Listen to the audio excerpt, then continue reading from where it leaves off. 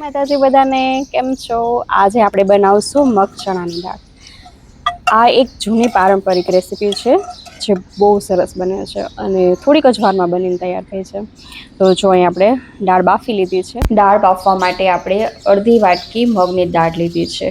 ફોતરાવાળી મગની દાળ આવે છે એ અહીં લેવાની છે. અને 1 વાટકી જેટલી ચણાની દાળ. જે વાટકીથી તમે મગની દાળનું માપ લો ને એ જ વાટકી આખી ચણાની દાળની લેવાની છે. આ માપથી તમે દાળ બનાવશો ને તો ખૂબ જ ટેસ્ટી દાળ બનશે. અડધી વાટકી ફોતરાવાળી મગની દાળ અને આખી વાટકી ચણાની દાળ. હવે આમાં આપણે ગરમ પાણી એડ કરશું. અડધો કલાક જેવું ગરમ પાણીમાં દાળ આપણે પલાળીને રાખશું તો દાળ આપણી ફટાફટથી ચડી જશે અને સરસ ફૂલાશે દાળ. અને પાકવામાં બી વાર નહીં લાગે, જે ઠોડિયા જેવી થાય એવી નહીં બને. તો જો આપણે અડધી કલાક પછી જોશું ને તો દાળ એકદમ મસ્ત ફૂલી ગઈ છે. અને હવે આ પાણી આપણે કાઢી લઈશું ને જ્યારે આપણે પાણી કાઢીએ ત્યારે મગની દાળના જે ફોતરા હોય છે એ થોડા નીકળી જાય છે. તો એ નીકળી જાય એમાં કાંઈ વાંધો નહીં. અને જો તમારે મગની દાળ ફોતરા વગરની લેવી હોય તો એ પણ લઈ શકો, પણ જે દેશી દાળ આપણી બને છે એ ફોતરાવાળી દાળથી જ બને છે. અને અહીંયા આપણે 2.5 લોટા જેટલું પાણી ઉમેરશું.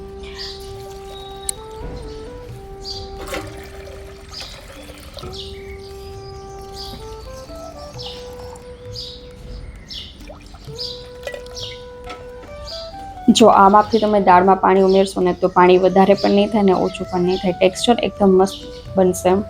તો જો આપણે દાળ ધોઈ લીધી છે તો આ રીતની આપણે થોડાક ફોતરા દાળના ઉતરી ગયા છે ને થોડાક છે એ રીતની બનશે. અને પાણી હંમેશા ઉકળે ત્યારે જ દાળ ઉમેરવાની છે. ઠંડા પાણીમાં દાળ ઉમેરી અને સીટી નથી પાડવાની, તો દાળ આપણે જોઈએ છીએ એ રીતની નહીં બફાય. અને થોડું મીઠું અને હળદર એડ કરશું. દાળ તમે કોઈ પણ દાળ જ્યારે બાફો ને ત્યારે પાણી હંમેશા ફૂલ ઉકાળવાનું, પછી જ દાળ એડ કરવાની. એટલે એ ફટાફટથી બફાઈ પણ જાય અને સરસ એનું ટેક્સચર આવે. અને પાણીનું માપ પણ યાદ રાખવાનું છે. 1.5 વાટકી દાળ આપણે લીધી છે ને 2.5 લોટા જેટલું પાણી લીધેલું છે. અને હવે અહીંયા આપણે 4 થી 5 સીટી પાડી લઈશું. આ રીતની આપણે પાકી દાળ કરવાની છે. આ દાળ બહુ ઘાટી નથી ભાવતી. જો અહીં આપણે આ રીતનું ટેક્સચર રાખવાનું છે. દાળ બે આપણી બફાઈ જવી જોઈએ, પણ એકરસ નથી કરવાની, એને આખા ભાગે રાખવાની છે. આ દાળ બનાવીને ત્યારે શાક ના બનાવીએ તો પણ ચાલે, એ રીતની બને છે આ દાળ. લાપસી, ભાત કે પછી રોટલા ગમે તેની સાથે સરસ લાગે છે. આ દાળમાં આપણે લસણ વધારે લેવાનું છે. જેમ લસણ વધારે હશે ને એમ સ્વાદ વધારે સરસ આવશે. જો અહીંયા આપણે 1.5 લસણ ફોલીને લીધું છે. અને લીલા મરચાં પણ વધારે એડ કરવાના છે. મરચાં અને લસણથી જ આનો સ્વાદ વધારે આવશે. આ જે ઝીણા મરચાં છે ને એ આપણે તીખા લીધા છે, એટલે 2 તીખા મરચાં છે અને 1 મોડું મરચું છે. અને 2 અહીંયા લાલ ઝીણી મરચી કરશું અને આદુનો ટુકડો. દાળ બાફવામાં મીઠું એડ કરેલું છે એટલે આપણે અહીંયા ખાંડવામાં થોડુંક જ મીઠું એડ કરવાનું છે.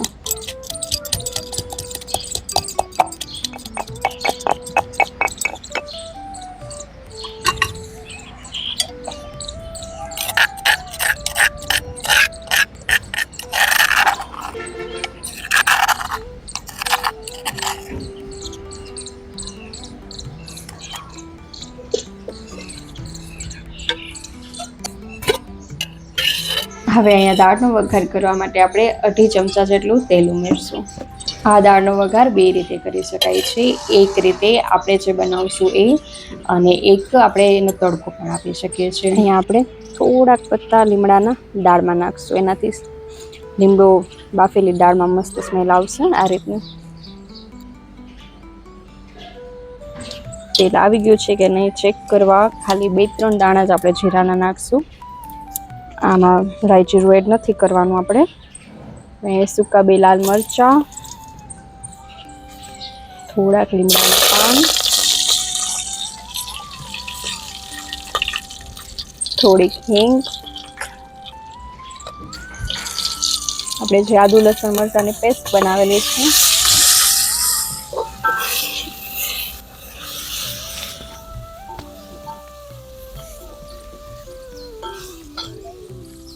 અહીંયા લસણને આપણે થોડુંક લાલ થવા દઈશું. અડધી ચમચી જેટલી હળદર. બાફવામાં આપણે હળદર ઉમેરેલી છે.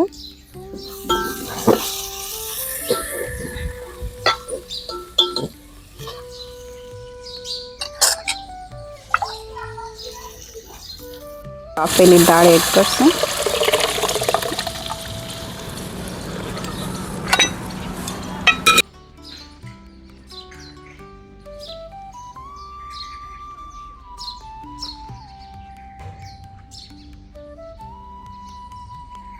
છાશમાં આપણે અડધી ચમચી ધાણા જીરું, અડધી ચમચી લાલ મરચું ઉમેરશું. જો તમે પીળી દાળ તમારે જોતી હોય ને તો તમે લાલ મરચું સ્કીપ કરી શકો છો,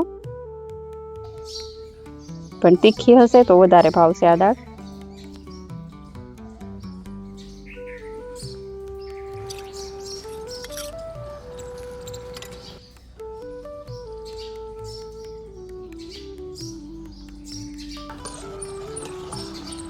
હવે દાળને આપણે 5 મિનિટ જેવું ઉકળવા દઈશું.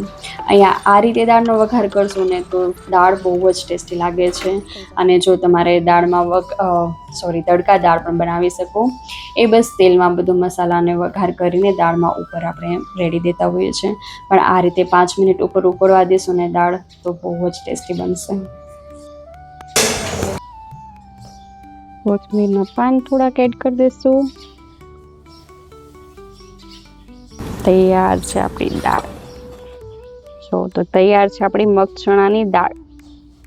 આ દાળ લાપસી ખાવામાં બહુ જ સરસ લાગે છે. મહિનામાં એકવાર તો ઘરમાં બનવું જ જોઈએ. અમારા ઘરમાં તો બને છે. તમારા ઘરમાં બને છે કે નહીં કમેન્ટ સેક્શનમાં લખીને જરૂર કહેજો. તો અમે આજ બપોરે જમવામાં લાપસી, મગ ચણાની દાળ અને બાજરાના રોટલા બનાવેલા છે. અને લાપસી મારા સાસુમાએ બનાવેલી છે. ખૂબ જ સરસ બને છે એના હાથે. તો આના પછીનો વિડીયો આપણો લાપસીનો હશે. તો એની ફૂલ રેસીપી જોવા માટે આપણે વિડીયો મંગળવારે 7:45 વાગે અપલોડ કરશું. તો ત્યાં જઈને ચેક કરજો. તો આગળ મળશે નવા વિડીયોમાં. ત્યાં સુધી આવજો. Bye bye. Take care.